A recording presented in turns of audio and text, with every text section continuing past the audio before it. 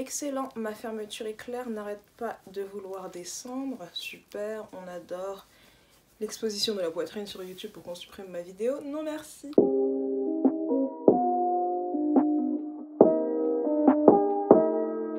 Salut tout le monde, j'espère que vous allez bien. On se retrouve aujourd'hui pour une nouvelle vidéo et j'ai décidé de vous faire le Make-up and Books tag que j'avais envie de faire depuis super longtemps. J'arrêtais pas de le voir passer et je me suis dit que clairement c'était un tag qui était fait pour moi parce que j'aime les livres et j'aime le make-up, donc pourquoi ne pas combiner les deux. Et en fait c'est 10 questions et donc je vais répondre à ces 10 questions et chaque question c'est une nouvelle étape dans le ravalement de façade qui correspond donc à l'utilisation d'un produit. Vous aurez bien évidemment les références en barre d'infos même si ça ne vous intéresse pas et je les préciserai également dans la vidéo. Donc voilà, c'est parti. Aujourd'hui j'avais la peau pas trop non plus dégueu, donc je me suis dit que c'était le moment ou jamais de faire cette vidéo, sinon j'allais probablement jamais la faire avec ma peau qui fait des siennes. Mais vraiment en y pensant je me dis qu'un des plus grands mensonges auxquels j'ai cru, c'est penser qu'en sortant de l'adolescence ma peau allait devenir bien, genre franchement on n'y croyait pas, c'est faux, c'est absolument faux. Certes ça s'améliore et tout, mais les hormones font que non, absolument pas, cycle menstruel etc. Non, ça marche pas exactement comme ça malheureusement. Soyons donc d'accord sur le fait que si en montant cette vidéo je me rends compte que je suis absolument dégueulasse, elle ne sera absolument pas publiée. Alors la première question correspond à l'application d'une base pour le teint et la question c'est pick a book that left a lasting impression on you, donc en gros un livre qui t'a marqué. Alors je n'ai pas de base de teint parce que premièrement quand j'utilisais des bases de teint elles étaient toutes bourrées de silicone et en fait le silicone ça bouche les pores donc c'est hyper contre-productif parce qu'en avance vous avez une peau super lisse mais après vous prenez plein de boutons et en plus de ça je me maquillais plus suffisamment le teint pour avoir besoin d'une base. À un moment ma peau s'est autorégulée on va dire parce que normalement moi j'ai une peau mixte, ma peau s'est autorégulée et elle a arrêté de briller donc j'ai envie de vous dire tant mieux, mais du coup je n'ai pas de base donc je vais très généreusement venir appliquer de la crème solaire parce que nous sommes en été et que le soleil brille et que c'est extrêmement important de mettre de la crème solaire. Voilà, surtout quand on a la peau qui a tendance à attraper des taches de pigmentation, on évite et on se met de la crème solaire. Et celle-ci c'est une crème solaire que j'ai achetée sur un site coréen, c'est une copine qui me l'avait conseillée. Et elle est vraiment super bien en fait, elle protège à son SPF c'est 50 et en plus la composition est plutôt clean parce que bien évidemment les crèmes solaires sont extrêmement cancérigènes, sinon ce ne sera pas drôle. Et pour le livre, eh bien tout simplement je vais vous parler des âmes vagabondes de Stéphanie Meyer parce que pour le coup ce livre m'a tellement marqué, c'est un de mes livres préférés et j'ai pas énormément de livres préférés. Mais voilà franchement c'était clairement le livre qui ne payait pas de mine mais qui m'a changé. D'ailleurs faudrait que je le relise, je pense que je vais le relire cet été parce que je trouve que c'est une histoire qui est tellement belle, j'avais jamais vu de relations comme ça exploitées dans les livres parce que enfin on peut partir du principe que c'est un triangle amoureux mais pour moi c'est pas du tout un triangle amoureux, c'est surtout la relation entre Mélanie et Vanda et je trouve que c'est vraiment une relation incroyable. Donc voilà pour le livre qui m'a vraiment marqué. Ensuite deuxième étape c'est le fond de teint et la deuxième question c'est choisis ton livre préféré dans une saga et du coup pour cette étape là je vais utiliser le MAC Studio Fix Fluide en coloris NC50. Il y en a presque plus, je l'ai éclaté, ça fait super longtemps que je l'ai, faudra d'ailleurs que j'aille m'en racheter mais voilà, clairement là je mets du fond de teint juste pour le bien de la vidéo parce qu'il fait quand même beau et que déjà de base j'ai plus l'habitude de mettre du fond de teint, mais pour le bien de cette vidéo voilà on va essayer de cacher un peu la misère. À savoir que le pinceau que j'utilise c'est un pinceau Real Techniques et franchement je vous conseille franchement Real Techniques à 100%, ils sont pas chers, les pinceaux sont super bien, ça fait super longtemps que je les ai les pinceaux, même quand vous les lavez ils restent super doux, la qualité est extraordinaire. Voilà c'était le moment youtubeuse beauté. Mais attendez je suis en train de me dire là je parle mais je vous ai toujours pas donné le nom du livre.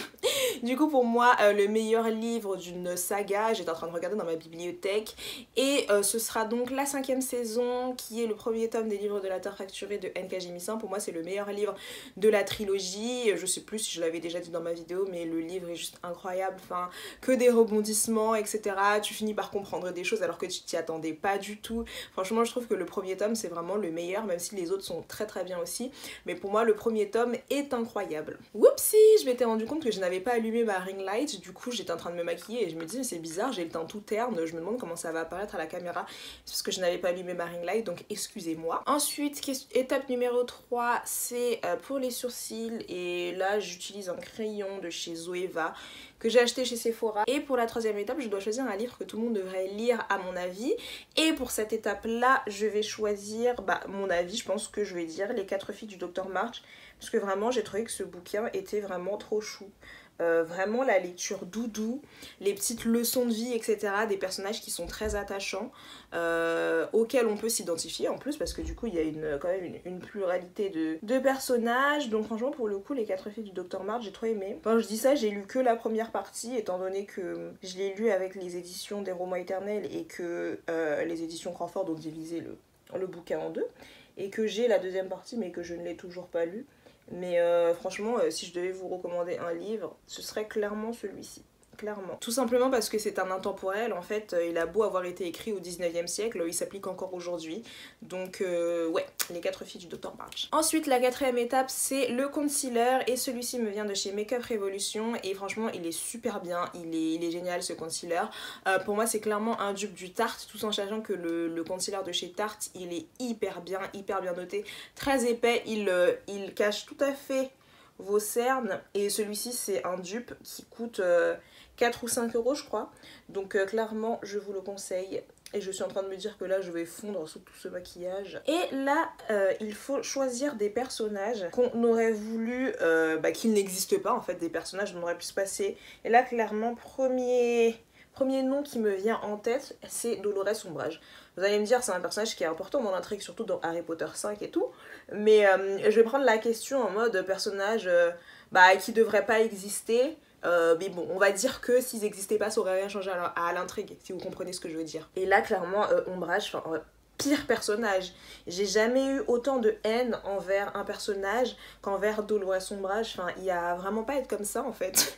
Cette bonne femme est tout simplement horrible. Je ne vois absolument aucune qualité rédemptrice chez elle en fait. Et vous voyez, à la limite, j'étais en train de chercher dans les méchants, mais en fait les méchants, quand tu regardes bien, ils ont une backstory, etc. Même si ça n'explique pas tout. Moi je trouve que les antagonistes, généralement, quand ils sont bien travaillés, j'aime bien, parce que ils sont intéressants, c'est des personnages intéressants. Mais vraiment, Umbridge, je peux vraiment pas me la voir. Donc clairement elle. Et ensuite, si je devais citer d'autres personnages, je pense que j'irais piocher du côté du Trône de Fer. Du Trône de Fer du livre, je parle pas de la série, parce que y a des personnages qui ne sont pas apparus dans la saison 5 et dans la saison 6 alors qu'ils auraient pu, et dont on aurait clairement pu se passer. Enfin, l'auteur est clairement parti dans des arcs narratifs où c'était trop en fait. C'était trop, parce qu'on est déjà sur un livre qui a 8-10 points de vue, donc c'est déjà pas mal, et à partir du tome 5 il en a rajouté encore, et c'était des personnages, en plus on n'avait même pas leur vrai nom, on avait genre le dieu noyé, ou bien le cousin de, ou bien le prétendu prince. Et franchement je pense que là ces personnages on aurait clairement pu s'en passer. C'est pas que je les déteste, mais on aurait pu s'en passer. J'ai pensé à nommer Elaine dans la saga ACOTAR, mais même si je l'aime pas, je la déteste pas suffisamment.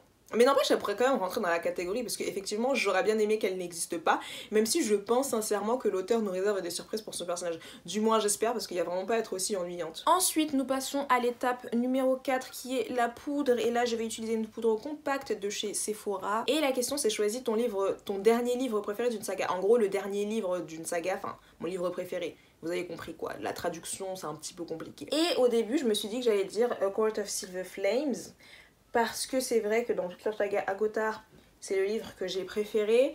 Je pense que c'est parce qu'on ne voit pas trop Rhysand des Fers, et que eux ils m'ont grave saoulée, et que j'ai trouvé que l'histoire de Nesta était super intéressante, et que c'était un des personnages les plus intéressants de cette saga. Mais je sais pas si ça compte, parce que ce n'est pas vraiment le dernier livre, c'est le dernier livre qui est sorti, mais il y a d'autres livres dans la saga qui vont sortir, donc je sais pas si ça compte. Et du coup j'ai pensé tout simplement à un autre livre qui est Hunger Games, le tome 3, Hunger Games la révolte, parce que ce livre m'a fait pleurer d'une manière, enfin il était super bien. super addictif, même si Katniss était un peu chiante dans ce livre, mais bon ça se comprend parce qu'elle avait des PTSD, etc. Mais ouais non, ce livre il était incroyable. Enfin je crois que c'est un des livres qui m'a fait le plus pleurer, si ce n'est même le seul. Non, il y a eu Les Hommes Vagabondes aussi qui m'a fait pleurer. Mais ouais non, Hunger Games, le dernier tome, les dernières pages, j'étais vraiment en PLS et j'ai trouvé que la résolution de l'intrigue en fait était parfaite.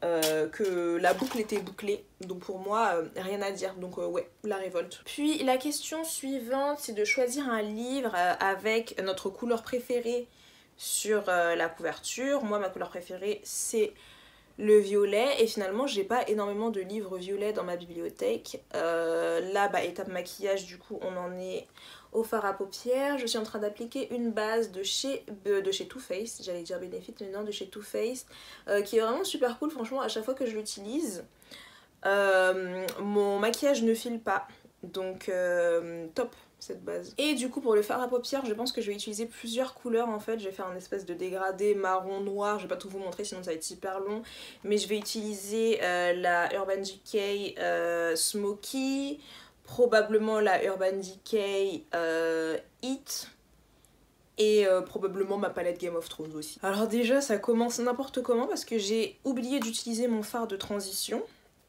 Ça va pas du tout. Je vais prendre un espèce de marronné sur la Naked Heat. Je pense que je vais prendre le Cayenne pour rattraper un peu et faire une transition correcte. Changement de programme, j'ai pris ma chocolate bar de chez Too Faced. Et franchement cette palette est géniale parce que après des années, elle sent toujours le chocolat. Je ne sais pas ce que je suis en train de faire. Voilà, du coup j'ai fini... Voilà, du coup j'ai fini les yeux, enfin du moins j'ai fini le fard à paupières, je suis assez satisfaite, c'est ce que je voulais que ça donne.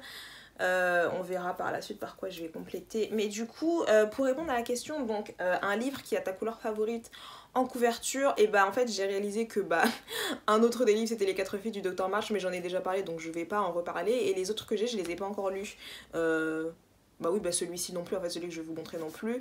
Et il s'agit d'Oraison de Samantha Bali que j'ai vu passer en fait parce que j'avais sa chaîne qui passait dans mes suggestions et j'avais envie de lire son livre. Je ne l'ai toujours pas lu mais je compte le faire parce que l'histoire m'intéresse beaucoup. Je vais vous lire le résumé. En Eldérion, la mort peut rapporter beaucoup, surtout à la famille Manérian qui procède aux oraisons, les rites funéraires du royaume. Mais la réalité de la mort les frappe de plein fouet lorsqu'on retrouve le corps de leur plus jeune fille dans une ruelle sordide. Tout désigne les clans, ces dangereux rebelles qui s'opposent à Eldérion. Aileen, prête à tout pour venger sa cadette, se lance dans une enquête qui la mettra à rude épreuve. Nooni, leur sœur aînée, se retrouve quant à elle aux premières loges de l'entrée en guerre de son pays contre le continent voisin. Mais elle est bien décidée à s'opposer à ce conflit qui pourrait tourner en véritable massacre. Prises dans des intrigues dont les jeux les dépassent, les deux sœurs devront affronter le système qui les a forgées. Ce livre a l'air super intéressant, franchement.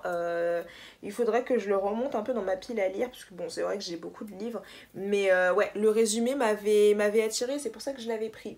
Donc oui, bah pour cette question, on va dire Oraison de Samantha Bali. Ensuite, eyeliner. Franchement, je suis en train d'hésiter à vous faire un eyeliner en direct. Là, le mien vient de chez Kiko. C'est le Precision Eyeliner. Je l'utilise depuis des années. C'est mon eyeliner de d'habitude, quoi.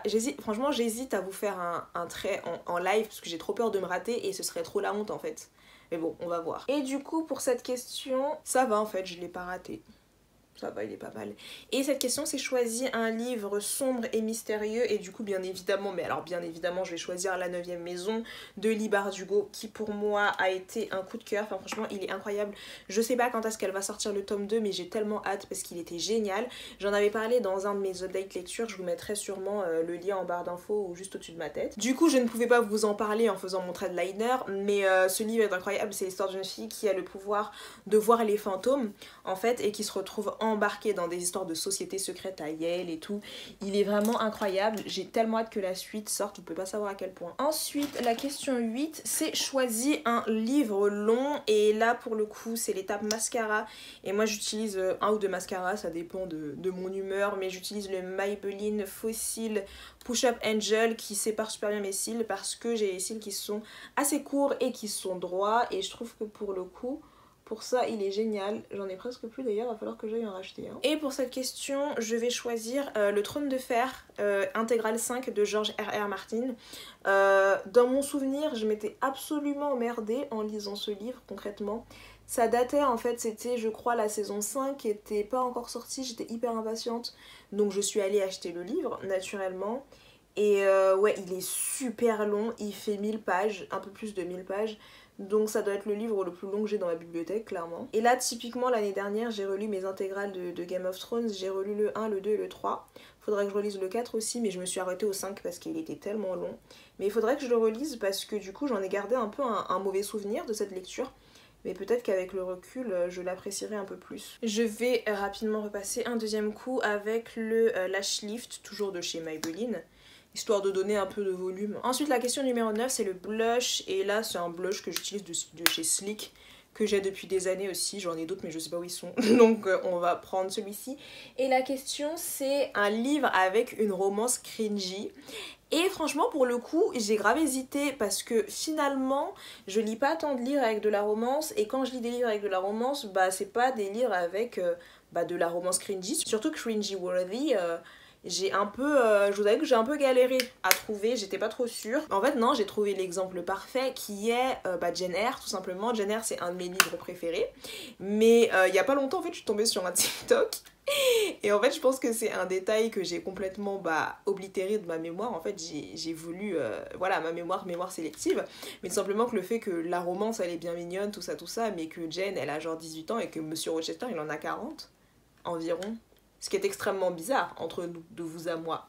Mais la romance est quand même mignonne. Donc, est-ce que ça rentre dans la catégorie cringe-worthy? Je pense que oui. Et pour la dernière question, c'est choisir un highlighter. Du coup, moi, j'utilise la palette de chez Glow qu'une de mes copines m'a offert pour mon anniversaire. Du coup, Pauline, si tu passes par ici, merci beaucoup. J'aime toujours autant cette palette. Et donc, pour la question, je dois choisir un livre qui illumine mes journées. Et c'est vrai que j'ai un petit peu galéré au début, j'ai pensé à Anne d'Avonlea parce que trop mignonne, enfin Anne de Green Gables clairement, enfin vous lisez ce livre, c'est le livre qui vous met le sourire aux lèvres, un peu une lecture doudou vous voyez. Mais après finalement j'ai pensé livre qui illumine mes journées, Harry Potter en fait. Parce que clairement c'est le livre, tu vas dans cet univers, tu t'évades et tu vas tout de suite mieux après. Donc ouais, je pense on va dire Harry Potter. Mais du coup je triche à mort parce qu'il y a 7 livres et non pas un. Mais si je devais choisir dans la saga, eh bien je ne sais pas. Mais dans tous les cas je dirais ouais, Harry Potter. Ah mais alors attendez, je pensais que c'était la dernière question, mais en fait pas du tout. Dernière question, c'est donc le rouge à lèvres. Et pour cette fois je vais pas utiliser de rouge à lèvres mais un gloss parce que je suis grave dans une période gloss. Et c'est un Revolution, Makeup Revolution encore une fois. Et c'est un pot de bombe et c'est un peu les dupes de chez Fenty. Ils sont super, franchement ils laissent une impression mentholée sur les lèvres, je vous recommande à 100%. Et pour celui-ci c'est votre baiser de livre préféré. Et je vous avoue que pour celui-ci j'ai eu un petit peu de mal parce que les scènes qui me sont venues à l'esprit c'était des scènes de films. Entre autres j'avais le baiser entre Elisabeth et Monsieur Darcy dans Orgueil et Préjugés. Mais finalement il n'apparaît pas dans les livres parce que je pense que pour l'époque ça devait être un peu choquant d'écrire des scènes de baiser comme ça. Donc ils l'ont mis dans les films mais il n'apparaît pas dans les livres. Il y en avait un autre aussi mais j'ai complètement oublié lequel c'était, mais c'est encore un film donc ça comptait pas. Et finalement je pense que je vais dire le baiser entre Ron et Hermione dans Harry Potter 7 parce que la scène n'est pas du tout la même que celle dans les livres et je trouve que celle dans les livres est beaucoup plus mignonne en fait. Le fait que Hermione lâche tout ce qu'elle a dans les mains et qu'elle court vers Ron pour l'embrasser et tout, après qu'il lui ait dit qu'il fallait également prévenir les elfes de maison. Aïe! Parce que finalement je me suis rendu compte que même si Hermione et Ron c'était pas un couple que je shippais particulièrement, j'ai trouvé que cette scène était quand même extrêmement mignonne. Donc voilà. Et voilà tout le monde, j'espère que cette vidéo vous aura plu. Si c'est le cas, n'hésitez pas à lâcher un pouce et à me laisser un commentaire. Et n'hésitez pas à me dire ce que vous auriez répondu à ces questions aussi, ça pourrait être drôle pour qu'on en discute dans les commentaires. Et moi je vous fais de gros bisous et je vous dis à la semaine prochaine pour une nouvelle vidéo.